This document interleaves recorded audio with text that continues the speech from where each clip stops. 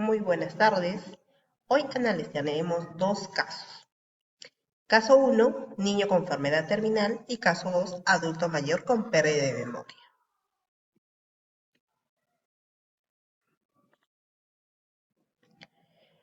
En el caso uno, hablamos de Gabriel, un niño de 10 años que fue diagnosticado con un año de tumor cerebral maligno con fase avanzada. Actualmente recibe cuidados paliativos en casa y bajo acompañamiento de su madre y un equipo psicológico especializado. Desde un inicio, Gabriel ha experimentado una disminución progresiva de su movilidad, problemas de visión y dolor frecuente, lo que ha generado cambios notorios en su comportamiento.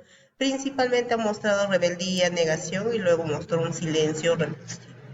Aunque comprende lo que es su enfermedad, a veces evita directamente el hablar lo que es sobre la muerte.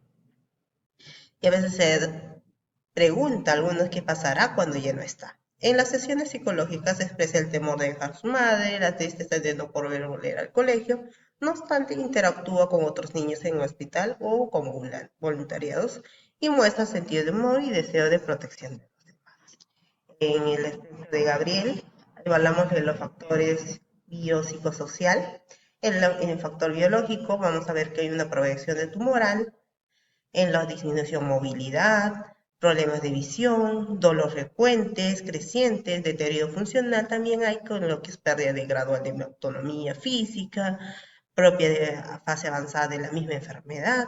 Psicológicamente va a haber un afrontamiento cambiante, como su cambio de humor, la rebeldía, la negación iniciales de la introspección y el apego a la madre, la conciencia parcial de la muerte, evitar el tema, pero expresa también su temor por su madre y la tristeza anticipada. En los factores sociales hay un vínculo materno central en lo que es entre la madre y su principal sostén en lo que es emocionalmente durante este proceso. El aislamiento escolar es una pérdida del vínculo con el colegio, compensado con padres hospitalarios y voluntariados.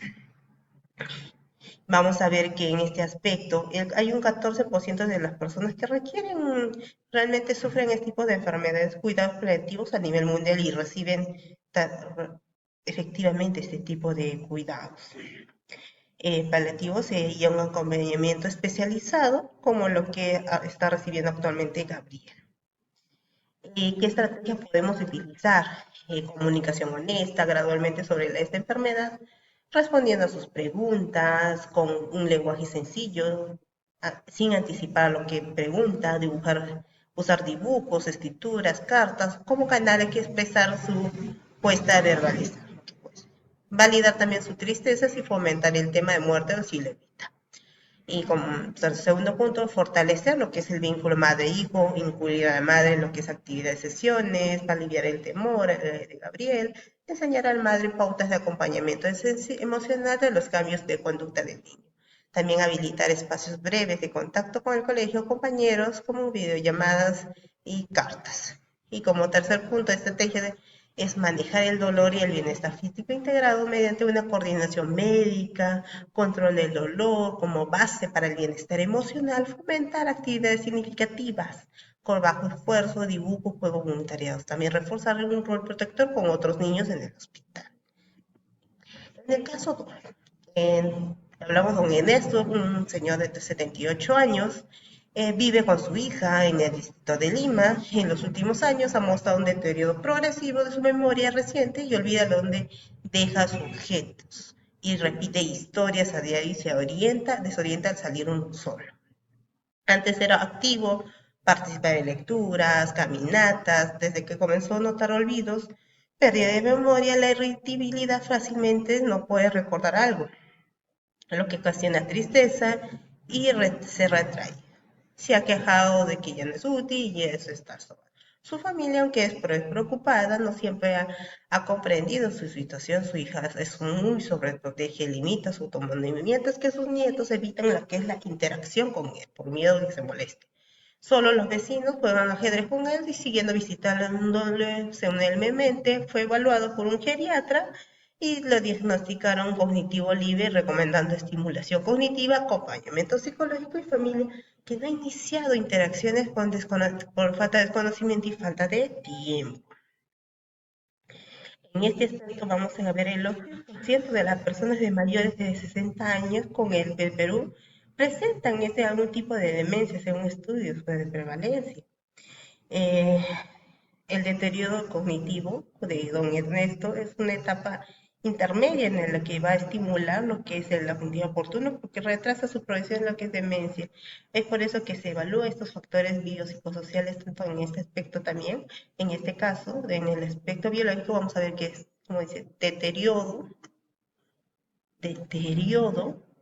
cognitivo leve, que porque ya el geriátrico ya confirmó y está en afecta principalmente la memoria.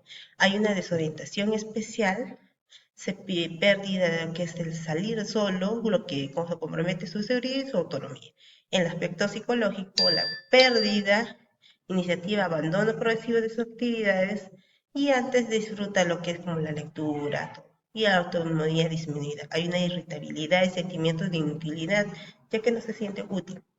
En el aspecto social, en los factores, en la sobreprotección de su familia, la hija le limita su autonomía, los nietos se distancian, miedo de su enojo, la red de apoyo reducida porque solo los vecinos quienes juegan o mantienen un vínculo social activo lo que es semanal. ¿Qué estrategias se pueden aplicar en este aspecto? En este caso, estimulación cognitiva y continuamente sus rutinas. Iniciar plan de estimulación cognitivo recomendando por el geriatra, memoria, orientación, lenguaje, retomar versiones adaptadas según sus actividades previas, caminatas acompañadas con lectura en voz alta. Establecer también rutinas diarias para destinarse a que conduzcan a la desorientación en lo que es autonomía guiada, no sobreprotección. En este aspecto, en este punto, esta estrategia va a orientar a la hija para sustituir la sobreprotección para apoyos concretos que se preserven su independencia. También va a definir junto a la familia tareas seguras para que en esto pueda seguir realizando por sí mismo el psicoeducador sobre el deterioro cognitivo leve para reducir el retemor en la familia. Y por último, fortalecer lo que es la red social y el sentido de utilidad, de incluir a los nietos, que vuelva a hacer actividades de bajo riesgo, leves, como jugar ajedrez, validar su identidad y logros del pasado, con acompañamiento psicológico y regular concentrado en su bienestar, sobre todo emocional. Por último, concluimos que el enfoque biopsicosocial como estándar de calidad, ambos casos muestran una conducta del paciente no puede comprenderse desde solo lo biológico. Los cambios emocionales, sociales son parte del mismo proceso de esta enfermedad. El trato humanizado nos exige reconocer también las historias, la identidad y los vínculos de cada paciente más allá del diagnóstico, según lo que nos indica Kidman en 1997. Estas estrategias más efectivas combinan el mejor manejo clínico, acompañamiento psicológico y el fortalecimiento de la red familiar social. La capacitación profesional e información en este enfoque mejora lo que es la calidad en instituciones de salud comunitaria. Muchas gracias.